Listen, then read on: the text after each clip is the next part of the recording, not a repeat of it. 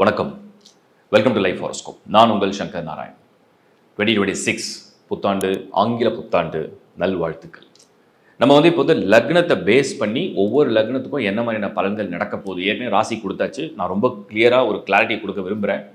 யாரெல்லாம் உலகம் ஃபுல்லாக நீங்கள் எங்கே இருந்தாலும் சரி, நீங்கள் எந்த கண்ட்ரியில் இருந்தாலும் சரி, உங்களுக்கு ரிகார்டிங் உங்கள் ப்ரொஃபஷன், உங்களோட பர்சனல் லைஃப், உங்களோட லவ் அண்ட் ரிலேஷன்ஷிப், உங்களுடைய ஹெல்த், உங்களோட எஜுகேஷன், உங்களுடைய இன்கம், உங்களோட மணி, உங்களோட லக், இது எல்லாத்துக்கும் நான் கிளியராக ஒரு காம்பினேஷன் பண்ணி தான் ஒரு ராசிக்குள்ள ப்ரிடிக்ஷனை கொடுத்துருக்கேன். இப்போ உங்களுடைய லக்னம், உங்கள் லக்னம் எல்லாருக்கும் உங்களுக்கு தெரியும்.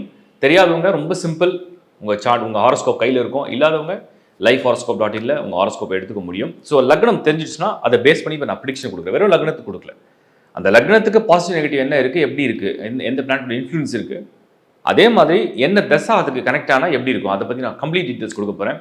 வீடியோ ஃபுல்லாக பாருங்கள். அதே மாதிரி இந்த வீடியோட எண்டில் நான் என்னை பற்றின ஒரு பர்சனல் இன்ஃபர்மேஷனும் நான் இந்த முறை கொடுக்குறேன், ஷேர் பண்ணுறேன். இந்த லாஸ்ட் 1 மினிட்ல பாருங்கள். உங்களுக்கு இன்ட்ரெஸ்ட் இருக்குங்க பாருங்கள். தொடர்ந்து இப்போ நம்ம லக்னத்துடைய பலனும் அதை பேஸ் பண்ண தசாபுதியுடைய பலனையும் முழுமையாக பார்ப்போம்.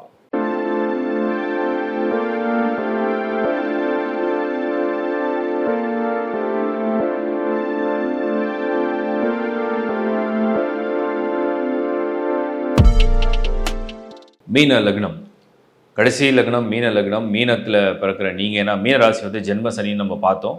ஸோ அதோடைய இன்ஃப்ளூயன்ஸ் எப்படி இருக்கும், அது ஜூனுக்கு மேலே எப்படி அந்த குரு பார்வை சரி பண்ணுன்றதை க்ளீனாக பார்த்தோம்.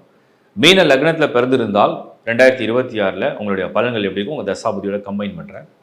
ஃபஸ்ட் நம்ம புரிஞ்சுக்கிற விஷயம் என்னென்னா, மீன லக்னத்தில் நீங்கள் பிறந்திருந்தீங்கன்னா 2026 குரு தான் உங்களுக்கு ரொம்ப பெரிய லெவலில் வழி நடத்த போகிறார். ஏன்னா த மோஸ்ட் டாமினேட்டிங் பிளானட் தான் அந்த வருஷத்தை ரூல் பண்ணும். இப்போ எப்படி பார்த்தாலும் டிஃபால்ட்டாக சூரியன் ஒரு மாதம் உச்சமாக இருக்கும், அது ரூல் பண்ணும். புதன் ஒரு உச்சமடையக்கூடிய மாதம் ஒன்று இருக்குது, அது ஆல்மோஸ்ட் ஆகஸ்ட், செப்டம்பர், அக்டோபரில் தான் அந்த டிரான்சிட் நடக்கும். அதே மாதிரி சுக்கிரன் மார்ச் மாதம் உச்சமடையும். இப்போ நாம் என்ன புரிஞ்சுக்க போகிறோன்னா, வருடக்கணக்கில் ஒரு பலமான ஒரு கிரகமாக எது இருக்கும் அப்படின்னு பார்த்தோம்னா, ஒன்று குரு, இல்லை சனி, இல்லை ராகு கேது. இவங்கெல்லாம் மித்தவங்களாம் மாத கணக்கில் தான் இருப்பாங்க. அப்போது குரு உச்சமடையக்கூடிய ஒரு வருடம் 2026. அப்போ மீனம் குருவுடைய ஒரு லக்னமாக இருக்குது.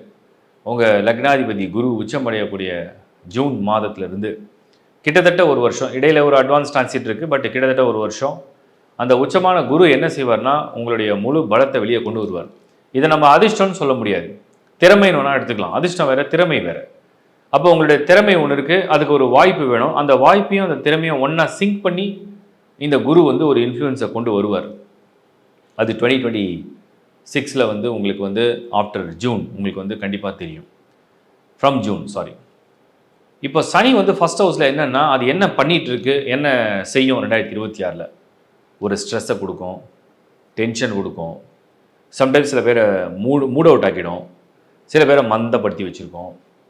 ஒரு சிலருக்கு என்ன ட்ரை பண்ணாலுமே எனக்கு லக்கு இல்லை போல், நான் போய் இன்டர்வியூ அட்டெண்ட் பண்ணேன், கிளிக் ஆகலை, நான் ரொம்ப அலையிறேன், ரொம்ப தேடுறேன், யாருமே என்னை கூப்பிட மாட்டுறாங்க, எனக்கு மட்டும் தான் அப்படி நடக்குதா, ஏன் யாருமே ஒரு சின்ன ஒரு சின்ன சான்ஸ் கூட தர மாட்டுறாங்க அப்படிங்கிற ஒரு சூழ்நிலை இருக்கலாம்.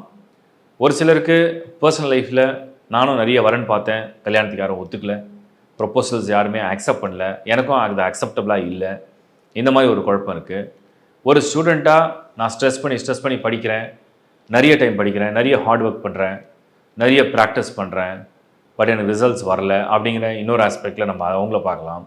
ஒரு விமனாக ஒரு ஃபேமிலியும் பார்த்துட்டு, ஒர்க்கிங் விமனாக ஒர்க்கையும் பார்த்துட்டு ரொம்ப ஒரு மாதிரி ஹாரிபிளாக இருக்குது, யாராவது எனக்கு ரிலீஃப் கொடுக்க வரமாட்டாங்களா, இல்லை யாராவது எனக்கு சப்போர்ட் பண்ண மாட்டாங்களா, அட்லீஸ்ட் எனக்கு ஒரு 2 வார்த்தை எமோஷனலாக பேச மாட்டாங்களான்ற ஒரு ஏக்கம். இது அந்த சனி கொடுக்கக்கூடிய ஒரு ஸ்ட்ரெஸ்ஸாக நான் புரிஞ்சுக்கிறேன். இப்போ இதுக்கெலாம் ஓரளவுக்கு ரிலீஃப் எப்போ கிடைக்கும் அப்படின்னா, 2026 மீனம் உங்களுக்கு ஜூன்லேருந்து குருவுடைய பார்வை, அந்த சனி கொடுக்குற ப்ரெஷர், அந்த சனி கொடுக்குற ஸ்ட்ரெஸ், அந்த சனி கொடுக்குற ஒரு பேட் எனர்ஜி, அதை அப்படியே கட் பண்ண ஆரம்பிக்கும்.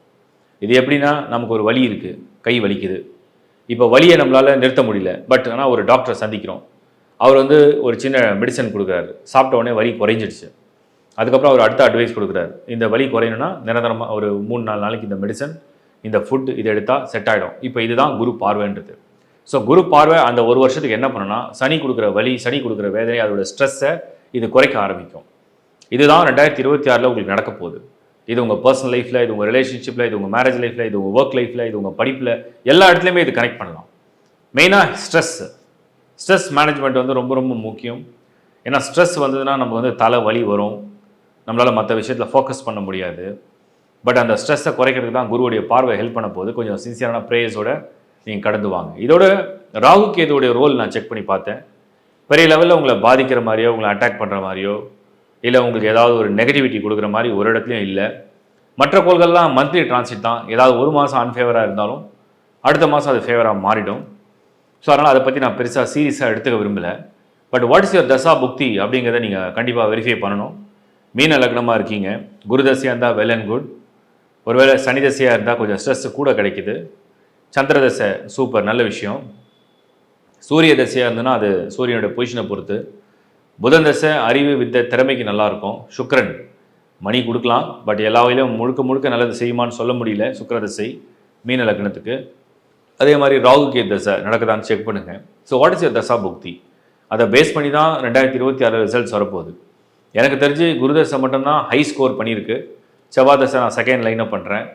ஸோ குருதசையும் செவ்வாதசையும் நடந்தால் 3வது திசையாக நம்ம புதன் எடுத்துக்கலாம். இந்த மாதிரி திசைகளை தவிர மற்ற திசைகள் உங்களுக்கு வந்து அவ்வளவு பெரிய லெவலில் அதை சப்போர்ட் பண்ணுன்னு சொல்ல முடியாது. அதே மாதிரி தான் புக்திகள். ஸோ இந்த புக்திகள் என்ன தசா என்னன்றதை கம்பைன் பண்ணி பாருங்கள். இப்போ எதெல்லாம் செய்யாத தவிர்க்கலாம் அப்படின்னு நம்ம பார்த்தோம்னா, ஜாபை வந்து குவிட் பண்ணிட்டு புதிய ஜாப் தேடுறது, மைக்ரேஷன், ஃபாரின்லேருந்து இந்தியா ரிட்டர்ன் ஆகிடலாமா, இந்தியாவிலேருந்து ஃபாரின் ட்ரை பண்ணி போகலாமா, யார்கிட்ட பணம் கொடுக்கலாமா, ஜாபை வந்து ஏதாவது வேறு வழியில் ட்ரை பண்ணலாமா, யார்கிட்டையாவது ஜாயின் பண்ணி பிஸ்னஸ் பண்ணலாமா, யாருனே தெரியாத ஒரு நபரை வந்து உடனே அக்செப்ட் பண்ணி கல்யாணம் பண்ணிக்கலாமா. ஸோ இது மாதிரி எல்லா விஷயமே வந்து ஒரு ஹிடன் சீக்ரெட்டாக ஒரு விஷயம் இருக்குது அப்படின்னா அதை தீரை விசாரித்து அதை யோசித்து அதை 4 பேர்ட்ட ஆலோசனை பெற்று அந்த முடிவுகள் எடுக்கிறது நல்லதுன்னு தான் நான் சொல்கிறேன். ஹெல்த் இஷ்யூஸ் வந்து கொஞ்சம் கொஞ்சம் வரும். ட்ராவல் பண்ணும்போது சேஃபாக இருக்கிறது நல்லது. ஓரளவே 2026 உங்களுக்கு ஒரு விடிவு காலம் வருது. இருந்தாலுமே அதை வந்து ரொம்ப கேர்லெஸ்ஸாக டீல் பண்ண வேண்டாம். கொஞ்சம் கேர்ஃபுல்லாக டீல் பண்ணிங்கன்னா ஷுவராக நீங்கள் நினைக்கிற விஷயங்கள் ஓரளவுக்கு சக்ஸஸ் கொடுக்கும்னு நான் நம்புகிறேன். 2027 கண்டிப்பாக பெட்டராக ஆக போகுது. 2026 ஸ்மார்ட்டாக ஃபேஸ் பண்ணிவிட்டு வெளியில் வந்துடுங்க. Good luck. இப்போ நீங்கள் பார்த்தது உங்களுடைய லக்னத்துடைய ஒரு பொது பலன். ஸோ உங்கள் லக்னத்தை அடிப்படையில் கொண்டு ஒரு பொது பலனை உங்கள் ஜனன ஜாதகத்துலேருந்து நீங்களே செல்ஃபாக ரீட் பண்ணி அதுலேருந்து நீங்கள் அண்டர்ஸ்டாண்ட் பண்ணுறதுக்காக தான் நான் கொடுத்துருக்கேன். எல்லாருக்கும் கம்பல்சரி ஆரோஸ்கோப் இல்லாமல் இதை நீங்கள் புரிஞ்சிக்க முடியாது. ஆரோஸ்கோப் ஆல்ரெடி ப்ரிப்பேர் பண்ணி வச்சுருக்கீங்க. திருக்கணித பஞ்சாங்க முறையில் தெளிவான டீட்டெயிலான ஹாரோஸ்கோப்பை ப்ரிப்பேர் பண்ணி வச்சுருக்கீங்க. அதில் லக்னம் கிளியராக இருக்குது அப்படின்னா அதை பேஸ் பண்ணி இந்த பலனை நீங்களே புரிஞ்சிக்கலாம். இதையும் தவிர உங்கள் சார்ட்டை நல்லா ரீட் பண்ணுங்கள். அதில் வந்து ஸ்தானங்கள் மொத்தம் 12 ஹவுசஸ் இருக்கும். அந்த 12 ஹவுசஸில் நீங்களே மார்க் பண்ணலாம். இந்த 6th ஹவுஸ் வந்து கொஞ்சம் நோய்கள் கடன்கள் சம்மந்தப்பட்ட வீடு. அங்கே ஏதாவது இருந்தால் அதை நீங்கள் பர்டிகுலராக இன்னும் டீப்பாக ரிசர்ச் பண்ணணும். ஏன்னா அங்கே இருக்கிற எல்லாமே கெடுதல் செய்யணும் கிடையாது. அதே மாதிரி 8th ஹவுஸ் வாழ்க்கையில் வந்து நீங்கள் ஏதோ ஒரு கஷ்டத்தை சுமக்க போகிறீங்கன்னா அது 8வது வீடு சொல்லிடும். 12th ஹவுஸ் வந்து விரயமும் கால நேர விரயமும் உங்களுடைய மோட்ச பயணமும் எப்படி இருக்க போகுது அப்படிங்கிறது ஒரு 12th ஹவுஸ் பயணம். அதுக்கப்புறம் 3rd வந்து உங்கள் வீரியம், இந்த தைரியஸ்தானம். அங்கேயும் நிறைய சுபர்கள் மறையதை ரெக்கமெண்ட் பண்ணுறதில்லை.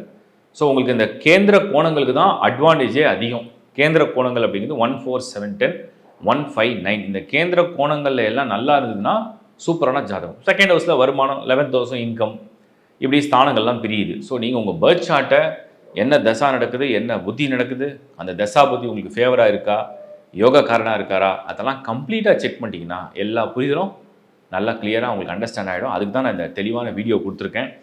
இதையும் கடந்து உங்களுக்கு வந்து உங்கள் பர்சனல் சார்ட்டில் உங்களுக்கு வந்து ரிகார்டிங் யுவர் ப்ரொஃபஷன், உங்களோட லவ் அண்ட் ரிலேஷன்ஷிப், உங்களோட மேரேஜ் பிளான், உங்களுடைய ஒருவேளை ஒரு திருமணம் சரியாக நடக்கலை, செகண்ட் மேரேஜ் ஒரு பிளான் இருக்குது, எஜுகேஷன் என்ன ஃபீல்டு நம்ம சூஸ் பண்ணால் பெட்டராக இருக்கும், ப்ளஸ் வந்து உங்களுடைய financial status, financial stability, property. So property வாங்கணும், என்ன வீட்டு நம்பர் நமக்கு நல்லாயிருக்கும், எந்த டைரக்ஷன் நல்லாயிருக்கும், நேம் கரெக்ஷன், நியூமராலஜி படி new born name fixing. So இந்த மாதிரி ஏகப்பட்ட சர்வீசஸை வந்து நம்ம ஆட் பண்ணிட்டு தான் இருக்கோம். நானும் பர்சனலாக கொடுத்து தான் இருக்கேன். என்னோடய டீம்லேயும் நிறைய அஸ்ட்ராலஜிஸை பண்ணிட்டு தான் இருக்காங்க. ஸோ அந்த சர்வீசஸ் தேவைப்படுறவங்க இந்த டிஸ்பிளேல தெரிய நம்பருக்கு, எங்களோட டீம் நம்பருக்கு நீங்கள் வந்து காலும் பண்ணலாம், வாட்ஸ்அப்லேயும் மெசேஜ் ஷேர் பண்ணலாம். So that you will get a clear idea. அந்த சர்வீஸை நம்ம கொடுக்க முடியும்.